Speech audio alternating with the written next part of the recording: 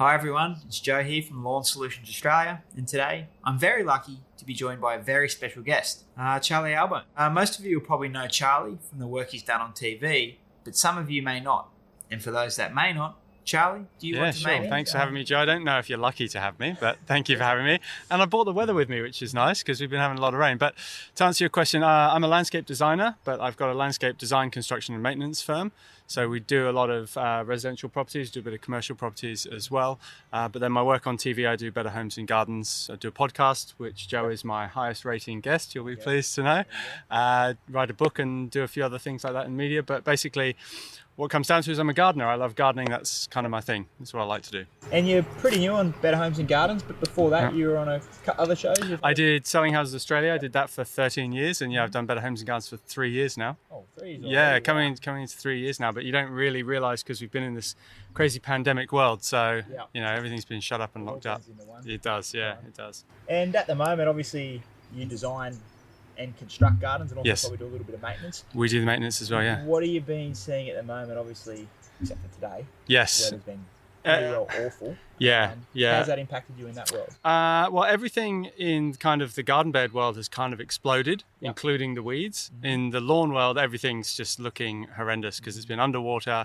The compaction just from the sheer amount of water is showing that in the maintenance department, all we seem to be doing now is lawn renovations in spring. So a lot of aerating, a lot of scarifying, fertilizing, just to try and pick up the lawns after this huge wet we've had. I guess you're trying to open it up, trying to find a way to get rid of the moisture out of the soil profile by aerating and probably a little bit of top dressing. And I think we've started to see now, obviously a couple of days of warm weather, everything go bang. Yeah.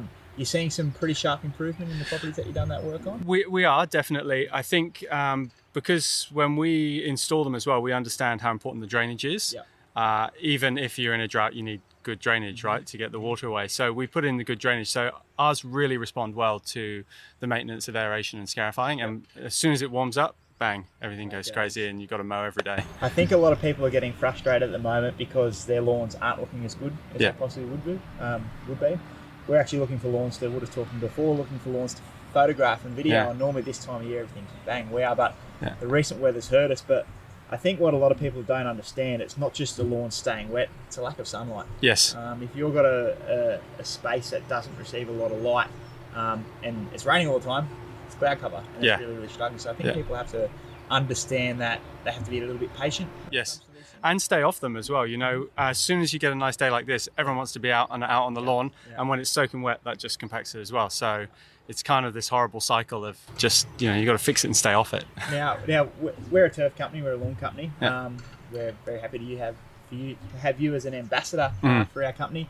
You've had a fair bit of experience with lawns over a long period of time, have you? Or is it just a new thing? No, I think all garden designs, pretty much everyone I've done has a lawn in it. They're so good for so many reasons. It's not just a practical space for kids to play on and all that sort of stuff, but it kind of gives a breathing space to the planting around it as well. So it's really important, and a lot of people love their lawns. Sure. Yeah. And when it comes to lawns, do you look for a particular type for certain projects, or is it more what's best suited to the conditions? So you, for example, say, I like zoysia because it's got a fine leaf, or do you just say, hey, no, let's look at what's most practical and put that in the job? Well, it is what's most practical, but also what suits the design as well. If you've got kind of more of a tropical style garden, then I think a larger leaf like a DNA certified So Walter is going to look better than a zoysia. In a more formal lawn, So Grange looks amazing, but if you've got a lot of kids playing on it, or you've got a lot of dogs weeing on it, the repair time is a bit slower, so maybe you'd be looking at Tiff Tuff, something like that. So you do have to consider all of those things. And most of your projects, they're sort of around the Sydney region, are they? All our design and construct are in the Sydney region, but we design up in Brisbane and down in Melbourne, in Tasmania, all over, So I just think Charlie's mentioned about lawn renovations now, and it's a super, super important time of year to do that. We're mid-October at the moment. If you're thinking about jumping into a lawn renovation, I think Sydney and Brisbane, you're pretty well good to go now. It's warm enough. Melbourne, I'd perhaps wait. You do the same sort of thing? Yeah, you would. Yeah. The key for lawn renovations is to really wait until the grass is actually actively growing. Yes. So I think you've hit the nail on the head there. Sydney, good to go now. Brisbane, you'll probably wait a couple of weeks ago. Melbourne, let's just wait. So So what's the next sort of couple of months, couple of years look like for you? You still work every day in your design and construction? Well, when I'm not filming Better Homes, which is 2 or 3 days a week, then yes, I'm working in my business design and construction. Is anyone helping you? I've got a great construction manager. He looks after all the construction side of stuff. Yep. I've got a maintenance manager who looks after the maintenance side of stuff, and I work closely with the design guys and doing the business stuff as well. So you've got a lot going on. You obviously had a very successful career to date. How did you get into this world? Like, you don't just rock up one day and do your hair and get on TV. The TV side or the gardening side of stuff? Let's start with the gardening side. So the gardening side of stuff, I was trying to come to Australia to do a working holiday, and I was working my ass off. So I was working as a painter and decorator during the day, and then from the UK. From the UK. Yeah. So I was working as a painter and decorator during the day, and then when I finished that, I'd go to a pub and work in the pub. So I was working from like 7 till midnight. Yeah. Every day, getting £4 an hour. Like, it was horrendous. As I was traveling to the pub one night, I saw this car accident. So this drunk driver just cut in front of me and smashed into these gates of this big English manor house. And I went in and said, the driver that just took off, I didn't get the number plate, it was a black Calibra, I remember it well. Yeah. And the guy there, late Philip Binding, he said, look, I'm looking for someone your age to help me with the garden. Do you have any friends? And I said, look, I'm trying to go to Australia, but I can work on the weekends during the day because I'm not painting decorating. So that's where it started. Started mowing stripes in lawns and all that sort of stuff, all from that car accident. And I remember the moment I really fell in love with gardening, because I was trying to cut stripes in his lawn. He had this amazing cylinder mower that you'd sit on behind, and it was really incredible. I kept messing it up. You know, it was like a Dr. Seuss comic by the time I'd finished. And he called me over and I thought, here we go, I've messed this lawn up one more time, I'm going to get fired. And he took me to this like spot on the lawn with these fritillaria bulbs coming through. So they're like a small nodding purple flower, but they've got like this, the effect of the petals like snake skin. Okay. And it just took my breath away, and I was like, this is it. That was so amazing that I've just been hooked on it ever since. And then, so it started over in the UK. Yeah. Why did you come to Australia initially? Well, I was born in Hong Kong. I lived there for 12 years before I went back to the UK, or went to the UK. And some friends from Australia, but they were Australian, so they moved back to Australia.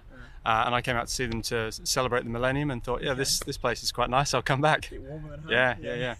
So you've probably transitioned then from probably all cool season grasses over there, aren't they? Something totally different to look at. Completely different, yeah. And then so you hit the ground running with your landscape business, and how did the TV stuff come about from that? I met a girl when I first came over, and we were together for a period of time, and we'd recently broken up, and I got sent an email from my design association. Went out to everyone, just saying, there's a new show, send in a reel of you talking in a garden. And I said to her, I might try this. And she goes, look, if you do that, you're going to be so bad at it. She actually said you're going to be shit at it.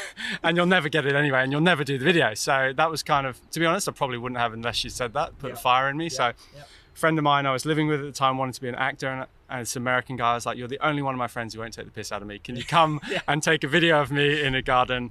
And it was like, so many years ago now, it was like 15, 16 years ago. It was all done on a picture camera, and you had like 30 seconds to do your video. So I walked through a garden doing that and sent that in, and long story short, got the job. Does that footage exist still? Thank goodness it doesn't. It's on a DVD somewhere. I don't know if there's DVD players anymore.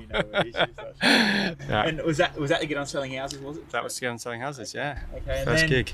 And then 13 years. Yes. Selling Houses Australia, and now you've jumped to Better Homes and Gardens. Is it a different animal for you than Selling? Completely different beast. So Selling Houses had so much travel involved with it. So, 1 week, the show went for 9 months of the year, and it was a week on, we'd be away for the whole week, and then the following week I'd be away for 2 days. So I had 2 young boys, and it was just getting too much at home. Like I was kind of at the end of my tether with trying to do the business, trying to run the family and work and all that stuff.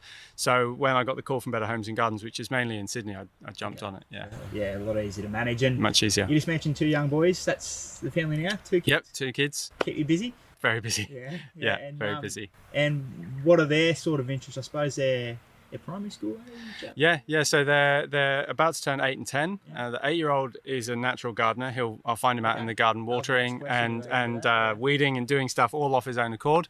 And the eldest one is quite creative. So hopefully I get one out in the field and one in the design office. So Better Homes and Gardens are pretty happy. They've got a bit of production line now.